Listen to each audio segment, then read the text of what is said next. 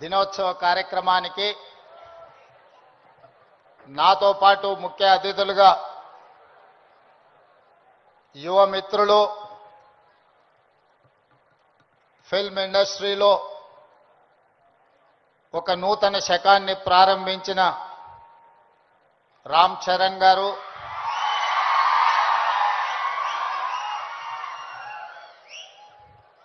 అదేవిధంగా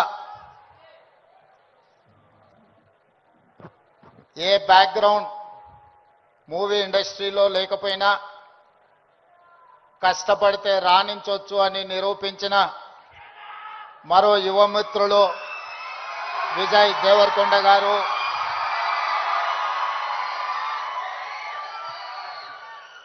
సహచర మంత్రివర్గ సభ్యులు అడ్లూరి లక్ష్మణ్ గారు, చేవెళ్ల పార్లమెంట్ సభ్యులు కొండా విశ్వేశ్వరరెడ్డి గారు, రాజ్యసభ సభ్యులు అనిల్ కుమార్ యాదవ్ గారు, film development corporation chairman Venkataramana Reddy, మనందరం గౌరవంగా పిలుచుకునే దిల్ రాజు గారు, అదేవిధంగా Telangana police department DGP Jitender గారు, Telangana anti narcotics bureau DG Sandeep Shandilya గారు, ఇతర పోలీస్ ఉన్నతాధికారులు డ్రగ్స్ మహమ్మారిని నియంత్రించాలి అని, స్పోర్ట్స్ని ఆదర్శంగా తీసుకోవాలని మీ అందరినీ ప్రభావితం చేయాలని విచ్చేసిన పుల్లెల గోపీచంద్ గారు, అదేవిధంగా ఈ కార్యక్రమంలో పాల్గొన్న కవులు, కళాకారులు, వందలాది మా యువమిత్రులందరికీ కూడా మనస్ఫూర్తిగా తెలంగాణ రాష్ట్ర ముఖ్యమంత్రిగా స్వాగతం పలుకుతున్నా. మిత్రులారా, ఈ ప్రాంతానికి, ఈ ప్రజలకు ఒక గొప్ప చరిత్ర ఉన్నది.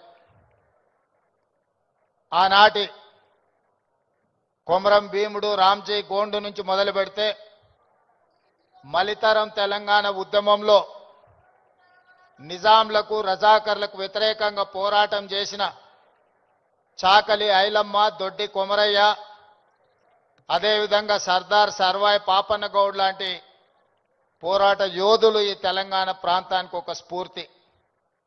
ఇంతకుముందు అక్కడ ఒక యువమిత్రుడు గుర్తు చేస్తున్నారు, మన్యం వీరుడు అల్లూరి సీతారామరాజు నుంచి మొదలు పెడితే నల్లమల వీరుడు కొమరం భీముడు వరకు ఈ ప్రాంతం ఒకనాడు జల్ జమీన్ జంగల్ కోసం పోరాటం చేస్తే మలితరంలో భూమి కోసం, భుక్తి కోసం, విముక్తి కోసం జరిగిన పోరాటాలు ఈ ప్రాంతంలో ఎక్కడ చూసినా మీకు కనిపిస్తాయి. ఇవాళ మీరు ఎక్కడికి వెళ్ళినా, అది ఆదిలాబాద్ కావచ్చు, వరంగల్ కావచ్చు, నల్లగొండ కావచ్చు, లేదా నల్లమల అడవి కావచ్చు, మన ప్రాంతం, మన ప్రజలు ఒక పోరాటానికి స్ఫూర్తినిచ్చిన వాళ్ళు. ఆ పోరాట స్ఫూర్తి నుంచి వచ్చిన ఉద్యమమే తెలంగాణ ఉద్యమం. ఈ తెలంగాణ ఉద్యమం ఆనాడు విద్యార్థుల నుంచి మొదలై తెలంగాణ రాష్ట్రాన్ని సాధించే వరకు విశ్రమించలేదు. ఆనాటి యూనివర్సిటీలు, కళాశాలలు ఉద్యమ వేదికలై ఉస్మానియా యూనివర్సిటీ, కాకతీయ యూనివర్సిటీల నుంచి మొదలు పెడితే తెలంగాణ నలుమూలల 4 కోట్ల మంది తెలంగాణ ఉద్యమంలో ముందు బాగానే నిలబడి దేశానికే కాదు ప్రపంచానికి ఒక స్ఫూర్తినిచ్చి మేము అనుకున్న ఆకాంక్ష నెరవేర్చుకునే వరకు మేము విశ్రమించము, మా రాష్ట్రాన్ని మేము సాధించుకుంటాము అని చెప్పి ఒక ఉద్యమ స్ఫూర్తిని నింపి ఇవాళ తెలంగాణ రాష్ట్రాన్ని సాధించుకొని 11 సంవత్సరాలు పూర్తి చేసుకుంటున్న సందర్భంలో ఉద్యమ స్ఫూర్తితో ముందుకు వెళ్లాల్సిన తెలంగాణ రాష్ట్రం ఈరోజు డ్రగ్స్ మహమ్మారికి బలి అవుతున్నది అనంటే ఇది ఎంతో బాధపడవలసిన సందర్భము, మనందరం ఆలోచన చేయాల్సిన సందర్భం. మిత్రులారా, ఒకనాడు తెలంగాణ గడ్డ ఉద్యమాలకు వేదిక అయితే ఈనాడు ఇదే తెలంగాణ ప్రాంతం గంజాయికో, డ్రగ్స్కో వేదికగా మారితే ఇది మనకు అవమానమా, ఇది మనకు ఆత్మగౌరవం. ఒకసారి ఆలోచన చేయండి. అందుకే డిసెంబర్ 7, 2023 నాడు తెలంగాణ రాష్ట్ర రెండవ ముఖ్యమంత్రిగా ప్రమాణ స్వీకారం చేసిన మరుక్షణం స్పష్టంగా చెప్పిన, తెలంగాణ గడ్డ మీద గంజాయి కాదు కదా, గడ్డి పరకైనా మాదక ద్రవ్యాల వైపు ఆలోచన చేస్తే వాళ్ళ వెన్ను విరుస్తాము అని చెప్పి తెలంగాణ రాష్ట్ర ప్రభుత్వం స్పష్టంగా చెప్పింది. ఇవాళ మిత్రులారా, ఈ వేదిక మీద ఉన్న మేమెవరం పెద్ద పెద్ద బ్యాక్గ్రౌండ్ల నుంచి వచ్చిన వాళ్ళం కాదు. చరణ్ కు బ్యాక్గ్రౌండ్ ఉంది, కానీ చరణ్ ని ప్రభావితం చేసిన చిరంజీవి గారు ఏ బ్యాక్గ్రౌండ్ లేకుండా కష్టపడి కింది నుంచి ఈరోజు దేశమే గర్వించదగ్గ ఒక్క మహానటుడుగా, ఈరోజు ఒక్క మంచి మనిషిగా గుర్తింపు పొందిండు అని అంటే దాదాపుగా 50 సంవత్సరాల నిరంతర శ్రమ, కఠోరమైన దీక్షతోని వాళ్ళు రాణించగలిగినారు. వాళ్ళు కఠోరమైన కష్టాలను ఎదుర్కొని, కష్టాలు వచ్చినా, ఇబ్బందులు ఎదురైనా, అవమానాలకు లోనైనా ఏ రోజు కూడా బాధతో కుంగిపోలేదు. భయంతో మాదక ద్రవ్యాల వైపు లేకపోతే వ్యసనాల వైపు బానిసలు కాలేదు. నిటారుగా నిలబడి వాటిని ఎదుర్కొని ఈరోజు ప్రపంచానికే ఆదర్శంగా నిలబడే విధంగా ఈరోజు వాళ్ళు రాణించారు. మరి ఈనాడు మనమందరం ఆలోచన చేయాలి. ఉద్యమ స్ఫూర్తి అయిన తెలంగాణ రాష్ట్రం, ఉద్యమాలతోనే సాధించుకున్న తెలంగాణ రాష్ట్రంలో ఈరోజు పాఠశాలల నుంచి కళాశాలల వరకు, కళాశాలల నుంచి యూనివర్సిటీల వరకు విద్యార్థులు గంజాయి ప్రభావితానికో లేకపోతే డ్రగ్స్ మహమ్మారికి బలైపోతున్నారు అని అంటే మనందరం చూసుకుంటూ కూర్చుందామా? ఒకసారి ఆలోచన చేయండి. అందుకే మిత్రులారా, ఈరోజు ప్రపంచ దేశాలలో అత్యధిక జనాభా ఉన్న దేశం భారతదేశం. కానీ ఈరోజు మీరు ఆలోచన చేయండి, మొన్న జరిగిన ఒలింపిక్స్ క్రీడల్లో పుల్లెల గోపీచంద్ గారు తయారు చేసిన వాళ్ళు కాస్తో కూస్తో మెడల్స్ సాధించి, సానియా మిర్జా కావచ్చు, లేకపోతే పివి సింధు కావచ్చు, లేదా నిఖత్ జరీన్ కావచ్చు, లేకపోతే సిరాజుద్దీన్ కావచ్చు, వీళ్ళు క్రీడలలో రాణించి ఈ దేశ ప్రతిష్టను కాపాడింది. ఒకవైపు 140 కోట్ల జనాభా ఉన్న భారతదేశం ఒలింపిక్స్ లో ఒక్క గోల్డ్ మెడల్ సాధించలేదు అని అంటే ఇది ప్రపంచంలో మనకు అవమానం కాదా? ఒక్కసారి ఆలోచన చేయండి. ఈరోజు ఈ దేశంలో ఉన్న జనాభాలో 15 సంవత్సరాలు పైబడి 40 సంవత్సరాల లోపల ఉన్న యువత 68%. 140 కోట్ల జనాభాలో 68% యువత ఉన్న దేశం ప్రపంచంలో ఏకైక దేశం భారతదేశం. ఈ భారతదేశం ఒలింపిక్స్ లో ఒక గోల్డ్ మెడల్ సాధించలేదు అని అంటే మనందరం ఆలోచన చేసి ఈరోజు ఒక నిర్ణయం తీసుకోవాలి. అందుకే మిత్రులారా, ఈరోజు మీ అందరినీ వేదిక మీద నుంచి ఈడికొచ్చిన వాళ్ళు 100 మందే ఉండొచ్చు, కానీ తెలంగాణ రాష్ట్రంలో ఉన్న లక్షలాది మంది విద్యార్థులను ఈ వేదిక మీద నుంచి నేను అడుగుతున్న మీ రేవంత్ అన్నగా, ఇది మన దేశానికి మన రాష్ట్రానికి గౌరవాన్ని తెచ్చిపెట్టేదేనా? ఈ గంజాయికి బానిసలం అయితే ఈ రోజు ఈ దేశం మనుగడ సాధిస్తుందా? ఇంతకుముందు మిత్రులు చెప్పినట్టు మన దేశం యొక్క యువ సంపదను నిర్వీర్యం చేయాలి అంటే విజయ్ దేవరకొండ ఒక అంశాన్ని ప్రస్తావించండు. ప్రపంచ దేశాల ఆర్థిక వ్యవస్థను అధిగమించి సాంకేతికంగా అన్ని రకాలుగా ఈ దేశం ముందుకు వెళ్తే ఈ దేశాన్ని ఇంకా ఎదుర్కోలేము అన్నవాళ్ళు ఏదో రకంగా మనల్ని దెబ్బతీయాలని చూస్తారు. ఆ దెబ్బతీయడానికి ఒకరు యుద్ధం ఎన్నుకోవచ్చు, ఇంకొకరు కోవిడ్ ఎన్నుకోవచ్చు, ఇంకొకరు గంజాయి లేదా డ్రగ్స్ ఎన్నుకోవచ్చు. శత్రులు ఏమైతే కోరుకుంటున్నారో, ఏ ఆలోచనతో ఈ దేశాన్ని నిర్వీర్యం చేయాలనుకుంటున్నారో అందులో మనం భాగస్వాములం అవుదామా? వాటిని ఎదుర్కొని నిటారుగా నిలబడదామా? ఈరోజు ఆలోచన చేయండి మిత్రులారా. ఇవాళ పంజాబ్, హర్యానా ప్రాంతాలలో, దేశ సరిహద్దు ప్రాంతాలలో దేశ రక్షణకు ఉక్కు కవచంగా నిలబడ్డ పంజాబ్ రాష్ట్రం, పోరాటాలకు దేశ స్వతంత్రంలో అగ్రభాగాన నిలబడ్డ పంజాబ్ ఈరోజు డ్రగ్స్ మహమ్మారిలో కొట్టుకుపోతుంది. ఇవాళ పంజాబ్ రాష్ట్రం నిర్వీర్యమైంది. అక్కడి యువత బానిసలుగా మారి గంజాయికు డ్రగ్స్ కు లోనై ఈరోజు ఆ కుటుంబాలు ఈరోజు అంతులేని దుఃఖంలో మునిగి తేలుతున్నారంటే దీనికి కారణాన్ని మనం ఆలోచన చేయాల్సిన అవసరం ఉన్నది. ఇవాళ ఒకనాడు యుద్ధం అంటేనే పంజాబీ వీరులు యుద్ధంలో ముందు బాగానే నిలబడి దేశాన్ని గెలిపించిన వాళ్ళు. ఈ రోజు మరి అలాంటి వీరులున్న పంజాబ్ రాష్ట్రం నిర్వీర్యం అయిపోయి అక్కడ యువత గంజాయి డ్రగ్స్ కి బానిసలు అవుతున్నారు అని అంటే ఇది ఎంత వేగంగా మనల్ని కబలిస్తుందో ఒక్కసారి ఆలోచన చేయండి. అందుకే డిసెంబర్ 7, 2023 నాడు బాధ్యత చేపట్టిన తర్వాత ఉన్నతాధికారులను మా మంత్రివర్గ సహచరులను సమీక్షకు పిలిచి స్పష్టమైన ఆదేశాలు ఇచ్చిన. ఈ రాష్ట్ర సరిహద్దుల్లో ఎవరైనా కాలు పెట్టాలి అని అంటే 100 సార్లు ఆలోచన చెయ్యాలి. ఈ ప్రాంతంలో అడుగు పెడితే తిరిగి పోము. అది గంజాయి అయినా, అది డ్రగ్స్ అయినా, ఇంకే రకమైన మాదక ద్రవ్యాలు తెలంగాణ సరిహద్దులను దాటనివ్వద్దు. అవసరమైతే సరిహద్దులు దాటి వాళ్ళ వెన్ను విర్చాలి అని చెప్పి ఈరోజు నేను మా అధికారులకు ఆదేశాలు ఇచ్చిన. ఇవాళ ఈ అంతర్జాతీయ డ్రగ్స్ నియంత్రణ ఈ దినోత్సవం ఈరోజు ఈ కార్యక్రమంలో యువ మిత్రులు రామ్ చరణ్ కావచ్చు, విజయ్ దేవరకొండ కావచ్చు, వాళ్ళు ఎంత బిజీ స్కెడ్యూల్ ఉన్నా ఇవాళ మేమందరం కూడా ఇక్కడ ఎందుకు వచ్చినామంటే ఈ యువతకు ఒక స్ఫూర్తిని ఇవ్వాలి, ఈ యువతకు ఒక సందేశాన్ని ఇవ్వాలి. తెలంగాణ రాష్ట్రం దేశానికి ఆదర్శంగా నిలబడాలి అని. అదేవిధంగా మిత్రులారా, ఈరోజు తెలంగాణ రాష్ట్రం అంటే ఒక ఐటీ హబ్, ఈరోజు తెలంగాణ రాష్ట్రం అంటే ఒక ఫార్మా హబ్. ఈరోజు ఈ తెలంగాణ రాష్ట్రం మీరందరూ మనమందరం ఉండంగా ఇది ఒక గంజాయికో డ్రగ్స్కో హబ్గా మారితే మనందరము ఈరోజు విఫలమైనట్టే, తెలంగాణ రాష్ట్రానికి అన్యాయం చేసిన వాళ్ళం అవుతాం.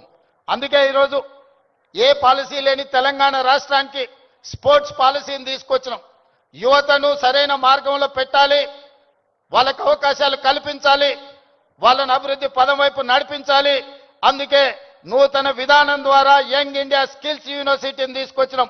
ఈ రోజు ప్రతి సంవత్సరం 1,10,000 మంది ఇంజనీరింగ్ విద్యార్థులు గ్రాడ్యుయేట్స్ అవుతుంటే 1,10,000 మందికి ఇంజనీరింగ్ పట్టాలు ఇస్తున్నాం. కానీ వాళ్ళకి సరైన సాంకేతిక పరిజ్ఞానాన్ని, సరైన అనుభవాన్ని మనం అందించలేకపోతున్నాం. అందుకే ఒక పక్కన డిమాండ్ ఉంది, ఇంకొక పక్కన సప్లై ఉంది. కానీ డిమాండ్ సప్లై మధ్యలో there is an gap between demand and supply. అందుకే ఈరోజు ఆ డిమాండ్ అండ్ సప్లైని బ్యాలెన్స్ చేయడానికి యంగ్ ఇండియా స్కిల్స్ యూనివర్సిటీని ఈ రాష్ట్రంలో ఉన్న యువకులకు సాంకేతిక నైపుణ్యాన్ని నేర్పించి ప్రపంచ దేశాలను శాసించే విధంగా మన యువతకు శిక్షణ ఇవ్వాలి అని ఈరోజు యంగ్ ఇండియా స్కిల్స్ యూనివర్సిటీని ప్రారంభించుకున్నాం. అదేవిధంగా ఒలింపిక్స్ చూసిన తర్వాత నేను కొన్ని దేశాలు వెళ్ళొచ్చిన. సౌత్ కొరియా 4 అంటే ఒక హైదరాబాద్ జనాభా ఎంత ఉంటుందో అంత జనాభా ఉన్న ప్రాంతంలో ఈరోజు ఒలింపిక్స్ లో 32 మెడల్స్ వచ్చినాయి. 32 గోల్డ్ మెడల్స్ లో ఒకే ఒక సౌత్ కొరియన్ స్పోర్ట్స్ యూనివర్సిటీ అని ఒక 30 ఎకరాలలో ఉన్న యూనివర్సిటీలో 16 గోల్డ్ మెడల్స్ వచ్చినాయి. 16 గోల్డ్ మెడల్స్ లో ఒక అమ్మాయికి 3 గోల్డ్ మెడల్స్ ఒలింపిక్స్ లో సాధించింది. సౌత్ కొరియాలో ఒక అమ్మాయి 3 గోల్డ్ మెడల్స్ సాధిస్తే 140 కోట్ల జనాభా ఉన్న భారతదేశం ఒక గోల్డ్ మెడల్ సాధించలేదంటే ఆ దేశంలో ఉన్న ఒక అమ్మాయితో 140 కోట్ల మంది మనం పోటీ పడలేకపోతున్నాము అని అంటే ఇది ఆలోచన చెయ్యాలి. అందుకే ఈరోజు వీటన్నిటిని చూసినాం. ఆస్ట్రేలియన్ యూనివర్సిటీ, సౌత్ కొరియన్ యూనివర్సిటీలతోని ఒప్పందాలు చేసి అక్కడి నుంచి కోచ్లను, అక్కడి నుంచి నిపుణులను రప్పించి తెలంగాణను ఒక స్పోర్ట్స్ హబ్గా తీర్చిదిద్దాలి అని యంగ్ ఇండియా స్పోర్ట్స్ యూనివర్సిటీని ఈ మధ్యనే మనం పాలసీని అడాప్ట్ చేసుకున్నాం. రాబోయే రోజుల్లో తెలంగాణ రాష్ట్రం అంటే ప్రపంచ దేశాలు క్రీడల శిక్షణ ఇవ్వడానికి హైదరాబాద్ నగరానికి వెళ్ళాలి అనే విధంగా దీని అభివృద్ధి పదం వైపు నడిపించాలని ఈరోజు స్పోర్ట్స్ పాలసీని తీసుకొచ్చినాం. అందుకే ఈరోజు మీరందరూ ఆలోచన చేయండి, మీరందరూ భాగస్వాములు కాండి. ఈ రాష్ట్రాన్ని బలంగా నిర్మించినప్పుడే ఈ దేశం బలపడుతుంది. ఈ దేశం బలపడ్డప్పుడే ప్రపంచ దేశాలతో పోటీ పడగలుగుతాం. ఈ రోజు మనం అందుకే తెలంగాణ రైజింగ్ 2047 అని ఒక విజన్ డాక్యుమెంట్ను, ఒక విజన్ ని మనం ఈరోజు తెచ్చుకోవాలని అనుకుంటున్నాం. ఈ విజన్ లో భాగంగా క్రీడలలో రాణించడమే కాదు ఆర్థికంగా బలపడాలి. 10 సంవత్సరాలలో $1 ట్రిలియన్ ఎకానమీకి రీచ్ అవ్వాలి. 22 సంవత్సరాలలో $3 ట్రిలియన్ ఎకానమీకి తెలంగాణ రాష్ట్రాన్ని ముందుకు తీసుకువెళ్ళాలి అని చెప్పి ఈరోజు తెలంగాణ రైజింగ్ 2047 విజన్ డాక్యుమెంట్ని మనం ప్రణాళిక చేసుకుంటున్నాం.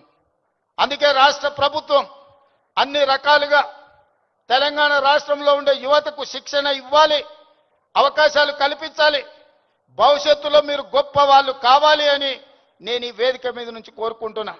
మీకందరికీ తెలియాల్సింది, చరణ్ స్కూల్కి వెళ్ళేటప్పుడు నాకు తెలుసు, ఆ రోజు నేను అనుకున్న చరణ్ రాణించాలి అని. ఈరోజు నేను గర్వంగా ఫీల్ అవుతున్నా. నా కళ్ళ ముందరనే స్కూల్ నుంచి కాలేజ్ నుంచి రియల్ లైఫ్ నుంచి రియల్ స్టార్ లాగా ఫిల్మ్ ఇండస్ట్రీలో రాణించి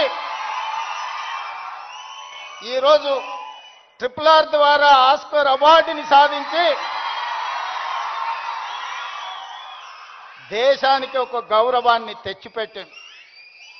అది అంత ఆశామాసిగా వారు సాధించిన విజయం కాదు. చిరంజీవి గారి పేరుంటే మనందరం మన ఇళ్లలో జరిగే ఫంక్షన్లకు ఆహ్వానిస్తాం, కానీ ఆస్కార్ అవార్డు మనం ఇయ్యలేం. కష్టపడ్డాడు కాబట్టి, రాణించుండు కాబట్టి ఈరోజు ప్రపంచమే ఆస్కార్ అవార్డు ఇచ్చి ఒక యువమిత్రుణ్ణి గౌరవించింది. మరి దానికి కారణం కఠోరమైన దీక్ష, పట్టుదలతో ఆ రంగంలో రాణించడం. అందుకే మీ అందరికీ ఈరోజు సినిమాలలో వాళ్ళు పోషించే పాత్రలు కాదు, రియల్ వాళ్ళ లైఫ్ని ఆదర్శంగా తీసుకోండి. వాళ్ళు ఎంత కష్టపడితే ఇక్కడికి చేరుకొని ఉండొచ్చు. విజయ్, నేను అప్పుడప్పుడు చెప్తా ఉంటా మీకు అందరికీ, నల్లమల అడవులో నుంచి నేను ఇంత దూరం వచ్చా. ఒక ZPTC, MLC, MLA, MP, Congress president, ముఖ్యమంత్రి 16 సంవత్సరాలల్లా ఒక్కొక్క అడుగేసుకుంటూ 2016లో నేను మొదలుపెట్టిన ప్రయాణం 2023 తెలంగాణ రాష్ట్రానికి ముఖ్యమంత్రిగా ఈరోజు బాధ్యత చేపట్టిన. అదే నల్లమల అడవి నుంచి వచ్చిన వాడు విజయ్ దేవరకొండ. మా పక్క ఊరు పాలమూరు నుంచి ఈరోజు మీ అందరి అభిమానాన్ని సాధించిందంటే కష్టం లేకుండా, కమిట్మెంట్ లేకుంటే ఇంత దూరం రారు. వాళ్ళ నిజ జీవితాలను ఆదర్శంగా తీసుకోండి. వాళ్ళు సినిమాలలో పోషించిన కొన్ని పాత్రలు పాజిటివ్ ఉండొచ్చు, నెగటివ్ ఉండొచ్చు, అవి కాదు మనకు ఆదర్శం. ఈరోజు రాణించాలి అంటే కష్టపడాలి అంటే కమిట్మెంట్ ఉండాలి. అందుకే ఈరోజు స్కూళ్ళలో, కాలేజీలో ఎక్కడైనా ఈ మాదక ద్రవ్యాలకు సంబంధించిన సమాచారం ఉంటే పోలీసులకు మీరే చేరవేయండి. ఇంతకుముందే టోల్ ఫ్రీ నెంబర్ని మీకు అందరికీ డిస్ప్లే చేసిండ్రు. నో డ్రగ్స్ అనే దానికి మీరే వారధులుగా కాండి. ఇన్ఫర్మేషన్ వ్యవస్థనే పోలీస్ వ్యవస్థను బలోపేతం చేస్తుంది. ఈరోజు నియంత్రించాలి అంటే సమాచారం ఉండాలి. సమాచారం ఉండాలి అంటే ఆ సమాచారం కాలేజీలలో చదువుకుంటున్న విద్యార్థులు, పాఠశాలల్లో చదువుకుంటున్న విద్యార్థులు టోల్ ఫ్రీ నెంబర్కు మీరు సమాచారం అందించండి. తప్పకుండా వాటిని నియంత్రిస్తాం. ఈ వేదిక మీద నుంచి పాఠశాల, కళాశాలల యజమానులకు కూడా నేను సూచన చేస్తున్నా, రేపు మీ కళాశాలలో ఇట్లాంటి అసాంఘిక కార్యక్రమాలు జరిగితే దానికి మీరే బాధ్యత వహించాల్సి ఉంటుంది. ఎందుకంటే తల్లిదండ్రులు మీ మీద నమ్మకంతో, విశ్వాసంతో లక్షలాది రూపాయలు ఫీజులు చెల్లించి పిల్లల్ని మీ పాఠశాలలు, మీ కళాశాలలకు పంపిస్తే మీరు చదువు చెప్పడంతోనే మీ బాధ్యత అయిపోయింది అనుకుంటే కుదరదు. వాళ్ళు ఏ విధంగా వ్యవహరిస్తున్నారు, వాళ్ళు ఎలాంటి వ్యసనాలకు లోనవుతున్నారో పర్యవేక్షించాల్సిన బాధ్యత యాజమాన్యాల మీద ఉన్నది. రాబోయే రోజుల్లో మా డీజీపీ, నా యాంటీ నార్కటిక్స్ అధికారులకు నేను ఆదేశాలు ఇస్తున్నా. ఏ కళాశాల, ఏ స్కూలు ప్రాంగణంలో ఎక్కడైనా గంజాయి, డ్రగ్స్ ఆనవాళ్లు దొరికితే యాజమాన్యాలను కూడా కేసుల్లో పెట్టండి. వాళ్ళ బాధ్యత. మనము నమ్మి మన పిల్లల్ని వాళ్ళ స్కూళ్ళకు, వాళ్ళ కాలేజీలకు పంపిస్తే లక్షలాది రూపాయల ఫీజులు కడితే వాళ్ళను పర్యవేక్షించకుండా, బాధ్యత తీసుకోకుండా ఫీజులు తీసుకుంటాం కానీ బాధ్యత తీసుకోము అంటే కుదరదు. ఖచ్చితంగా ఆ స్కూలు, కాలేజీ యాజమాన్యాలు కూడా బాధ్యత తీసుకోవాలి. మీరు ఎట్లయితే సైన్స్, మ్యాథమెటిక్స్, ఇంగ్లీష్ చెప్పడానికి టీచర్లను పెట్టుకుంటున్నారో, మీరు ఎట్లయితే స్పోర్ట్స్ కోసం మీరు టీచర్స్ని రిక్రూట్ చేస్తున్నారో, పిల్లల బిహేవియరల్ చేంజెస్ను కూడా గమనించడానికి చైల్డ్ సైకాలజీ అవగాహన ఉన్న వాళ్ళని కూడా ప్రొఫెషనల్స్ను మీ కాలేజీల్లో, స్కూళ్ళల్లో పెట్టుకోండి. పిల్లల ప్రవర్తనలో మార్పు గమనించాలి. ఎందుకంటే తల్లిదండ్రులు ఉద్యోగము లేకపోతే ఉపాధి పనుల్లో పడి వాళ్ళు సమయం పిల్లలతో కేటాయించలేకపోతున్నారు. అందుకే majority time kids are spending in their schools. So అక్కడనే వాళ్ళని గమనించాలి. వాళ్ళ ప్రవర్తనలో కానీ వాళ్ళ ఆలోచనలో కానీ వాళ్ళ వ్యవహార శైలిలో మార్పును గుర్తించవలసిన బాధ్యత స్కూల్ యాజమాన్యం మీద టీచర్ల మీద ఉన్నది. దయచేసి స్కూల్ యాజమాన్యులకు టీచర్లకు కూడా నా సూచన, మీ బాధ్యత అది, మీ సోషల్ రెస్పాన్సిబిలిటీ. మీరు ఖచ్చితంగా ఈ విషయంలో ప్రత్యేకమైన దృష్టి పెట్టాలి. రాబోయే రోజుల్లో గవర్నమెంట్ నుంచి కూడా నేను కలెక్టర్స్ అండ్ చీఫ్ సెక్రటరీ ఇతర అధికారులకు నేను ఆదేశాలు ఇస్తున్నా. ఈ పాఠశాల కళాశాలల యాజమాన్యులతోటి మీరు ఒక ప్రత్యేకమైన సమావేశం పెట్టండి, ఒక ఓరియంటేషన్ ఇవ్వండి, వాళ్ళకు ఒక అవగాహన కల్పించండి. యాజమాన్యులకు కూడా వాళ్ళ బాధ్యతలను గుర్తు చేయండి. ఇది మీ బాధ్యత. మీ బడికి తల్లిదండ్రులను నమ్మి పిల్లల్ని పంపిస్తే పాఠశాలలే ఇవాళ రేపు గంజాయి చాక్లెట్లకు వేదికలు అవుతున్నాయి. విద్యార్థులకు నేను సూచన చేస్తున్నా, మీ స్కూల్ మీ కాలేజీల ముందర ఏవైతే కిరాణా కొట్లు ఉన్నాయో కిరాణం కొట్టుల్లో చాక్లెట్లే కాదు గంజాయి చాక్లెట్లు అమ్మే సంస్కృతి స్లోగా తెలంగాణ రాష్ట్రంలో కనిపిస్తుంది. మీరు గమనించండి. అట్లాంటి వాతావరణం ఉంటే పోలీసులకు సమాచారాన్ని అందించండి. మనందరం అప్రమత్తంగా ఉన్నప్పుడే, మనందరం పోలీసింగ్ చేసినప్పుడే వీటిని నియంత్రించగలం. మనందరం మాకేం సంబంధం లేదు, తెలంగాణ రాష్ట్ర ముఖ్యమంత్రి గారి బాధ్యత లేకపోతే పోలీస్ డిపార్ట్మెంట్ బాధ్యత అని వదిలేస్తే ఈ సమాజానికి తీరని నష్టం జరుగుతుంది. ఒకనాడు ఉద్యమాల గడ్డ అయిన తెలంగాణ ఈరోజు గంజాయికి వేదిక కాకూడదనేదే నా ఆలోచన, నా విధానం. అందుకే మిత్రులారా, ఈ తెలంగాణని బలోపేతం చేసి అభివృద్ధి పదం వైపు నడిపించాలి అంటే మీరందరూ సహకరించాలి. మేము మనం కలిస్తేనే ఒక ఆరోగ్యవంతమైన తెలంగాణ, ఒక అభివృద్ధి చెందిన తెలంగాణ, ఒక ప్రపంచానికి ఆదర్శంగా నిలబడే తెలంగాణను తీర్చిదిద్దుకుందాం. పదే పదే మిత్రులు అంటుంటారు మనం బెంగళూరుతో పోటీ పడుతున్నాం, ముంబై ఢిల్లీతో. బెంగళూరు, ముంబై, ఢిల్లీ, చెన్నై కాదు మన టార్గెట్ న్యూయార్క్, టోక్యో, సౌత్ కొరియాతో పోటీ పడాలి. ఇవాళ ప్రపంచంతో పోటీ పడే శక్తి, యుక్తి, యువత మన రాష్ట్రం మన దేశంలో ఉన్నది. అందుకే మేము మన అందరం కలిసి ముందుకు వెళ్దాం. ఈ తెలంగాణ యాంటీ నార్కటిక్స్ బ్యూరోని ఇక ముందు ఈగల్ అని పిలువదలుచుకున్నాం. ఈగల్ గురించి మీకు తెలుసు కదా, 20-30 వేల అడుగుల పైన ఆకాశంలో ఉన్న కింద నేల మీద ఉన్న తన టార్గెట్ను నిశితమైన దృష్టితోని చూస్తుంది. Eagle success ratio 100%. Target reach అవ్వడం అంటే ఈగల్ను చూసే నేర్చుకోవాలి. ఈరోజు అందుకే ఎలీట్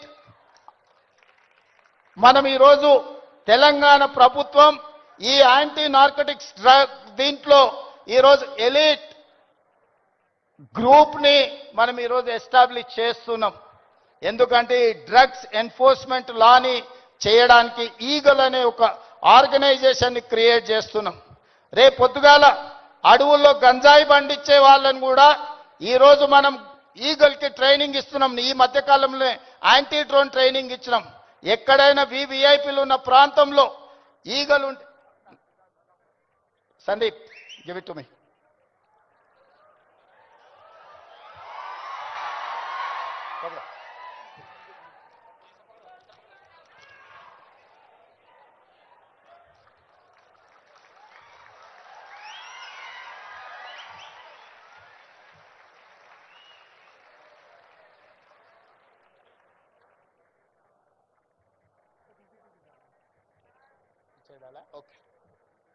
ఈగల్ అంటే elite action group for drugs law enforcement. ఈ రోజు నుంచి ఈ ఆర్గనైజేషన్ పనిచేస్తుంది. ఈ గద్ద మీరు ఎక్కడ గంజాయి పండించినా కనిపెడుతుంది. ఇవాళ మీరు ఈ గద్ద అడవిలో దీనికి స్పెషల్ ట్రైనింగ్ ఇవ్వబోతున్నాం. ఎక్కడైనా ఏ పొలాలలో గంజాయి పండించినా ఖచ్చితంగా ఇవి చూస్తాయి. తెలంగాణలో ఉండే 1,50,00,000 ఎకరాల వ్యవసాయ భూముల్లో ఎక్కడైనా గంజాయి మొక్క మొలిస్తే కూడా ఈ డిపార్ట్మెంట్ గుర్తుపడుతుంది. ఈ సరిహద్దులో డ్రగ్స్ ఎవరైనా తీసుకురావాలన్న ప్రభుత్వం వీటన్నిటిని కూడా నిశితంగా గమనిస్తుంది. అందుకే మిత్రులారా, ఈ కార్యక్రమానికి ప్రత్యేకంగా